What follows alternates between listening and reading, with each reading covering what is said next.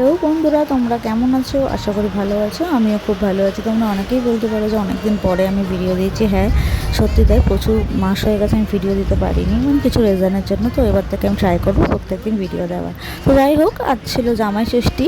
তো রবিবার একে জামাই ষষ্ঠী আর একদিক থেকে। তো যাই হোক, আর একটা হচ্ছে আমাদের বাড়িতে প্রথম জামাই ষষ্ঠী। বুঝতে পারছো তার মানে কতটা সবার মনে এক্সাইটমেন্ট ছিল, কতটা ভালো লাগা ছিল। তো যাই হোক, সকাল সকাল উঠে কিছু খাওয়া দাওয়া করে আমি কাজবাজ করছিলাম, দেখতে দেখতে জামাইবাবু আর দিদি চলে এসেছে। তো দেখো, নাইটি পরে এসেছিলো কত সুন্দর করে। আমি সবার লাস্টে ফটোটা দিয়ে দেবো, অ্যাড করে দেবো। কিন্তু জামাইয়ের জন্য প্রচুর রকমের আইটেম হয়েছিল, সেগুলো তোমরা দেখতেই পাচ্ছ। কারণ আমি বলতে গেলে ব্লগটা মিনি ব্লগ তো আর মিনি ব্লগ থাকবে না, তো তোমরা দেখেই নাও। প্রচুর রকমের মানে মেনু হয়েছিল। তো আমার দাদা দিদি সবাই বসে পড়েছে খেতে।